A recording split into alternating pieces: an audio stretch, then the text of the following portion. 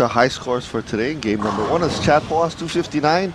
Game 2, Glenn Azumi, 267. And third game was a tie, Lance Kim and Mike Hartter, 245. And for the series, 716 series by Mike Hartter. Welcome back, everyone. We're here at Barbers Bowling Center and a decent crowd here. This is the Columbia 300 Open, and Scott Mitamura here, and Glenn Azumi. Well, there's a guy. He's still rolling them, Scotty. Average going up today. 242 today, and he still got it. Big strike. Now, I was watching Toby bowl earlier during the practice round. He seems to have lane 4 wired. Lane 3 is where he's having a hard time catching lane. But, you know, the thing is that he chose to finish on lane 3, so he must have found something at the end of practice. Here's our first look at Toby. First time on TV. Oh, 210. That's your favorite one, huh? The 210. Actually, I like to leave 210 and friends. Yeah. I see you pick that up with your backup. I got a lot of practice on it. But you know, I always wonder whatever happened to a bucket. You know, you come in light and leave a bucket. In the days where the buckets was, yeah. I'd be happy with a bucket, even a 2-sleeper 8. Well, today Toby had games of 247, 224, 249 for a 720 series. First match against Brent Hiyashida, let's see, 257 to 182, and then against Jarrett Mizo, 234 to 215.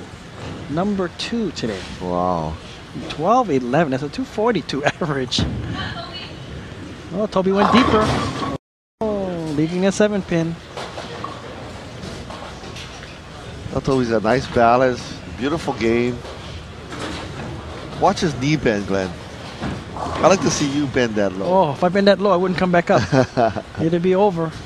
Yeah, bending is not a problem. It's the getting up part that's hard. Okay, let's see if Scott can put some hurt in here.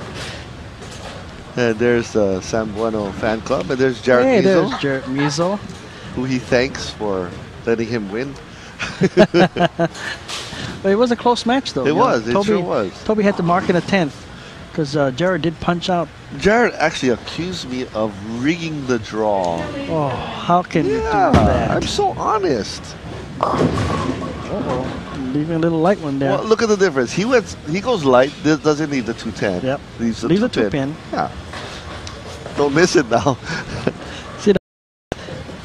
Sometimes that's what it takes to win the championship. It's just a little bit of luck. Sometimes when it's your day, it's your day. Yep.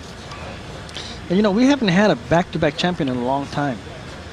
Oh. You figure now, Scott won the doubles, didn't make it in sub-base, then wins the Schofield, and today is still fighting to win number 1 today. Wow. The last 3 outings, 2 out of 3 ain't bad. That's pretty good. We have not had a back-to-back winner for a long time, and maybe a few seasons ago it was Roy Yamanua in the summer season. Right. I think he had like seven wins in one season. 7 out of 13 weeks. Man, that was a crazy. Where is he now? He's taking a break. Yeah, taking a break. He said he had difficulty today in a shot. Okay, big strike. And as we all know, the only person to win 3 is who? Mr. Glenn Azumi himself. That was the old days. I don't know if anyone will ever do that. That's really. Kenny Reynolds once had a shot at it. Yep. Got close, made the show, but could not win. With our format and today's bowlers, very difficult. Tough. Oh, solid 10-pin. But I think in our day when we were bowling and we were the younger kids, those old timers were pretty tough. They're tough. In fact, some of them are still around and still I know. tough. We still can't get rid of it. Okay, Toby. Okay, plastic ball for the spare. Fix it up. Toby wants to thank Revs Inc., Keith, Lance, Ryan, Kelly, Jarrett, and Nicole, and of course to his #1 supporters, his mom, the Onos, and Seiko. And once Seiko's in our background here, so she does the inner cheering. She doesn't express herself widely, but she does the inner cheering. Inner cheering, yeah. Okay. Lifetime high average 218 with 5 300 games, high series 792. Junior Team USA in 2008 and finished 8th in the Junior Olympic Gold. So he's a well-accomplished bowler. He throws well. Kid has a big future in bowling. Having problems on lane 3, and you mentioned in prior to us starting that he seemed to have a lot of problems on lane 3. And that shot there, the ball just hooked early on him. Right, and who knows? You know, lane 3 might be the lane for the right-handers if they want to win the tournament. That's the lane they may have to catch. And so far, for Scott, seems to be no problem. He seems to have managed the lane a little better. He's playing further left, and I think that's where Toby needs to move. He needs to make a move with his feet laterally. See, this is what I think is neat. You know, here we get to watch Scott. He's by himself. He's making all adjustments on his own, and Toby's sitting here talking to 3 of his buddies here, and they're trying to figure out what he has to do for his next move. These juniors are so strong. I know, but is that wise? I don't know. I might get 4 times more confused.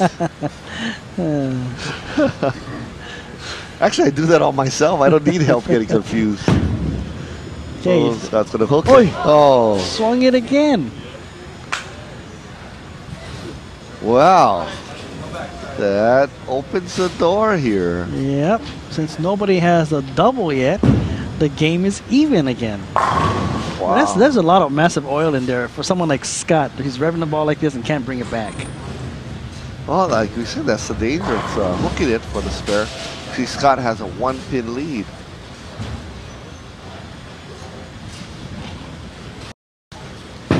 See, crossing the 20 board. Oh, Almost a solid 9. Solid 9.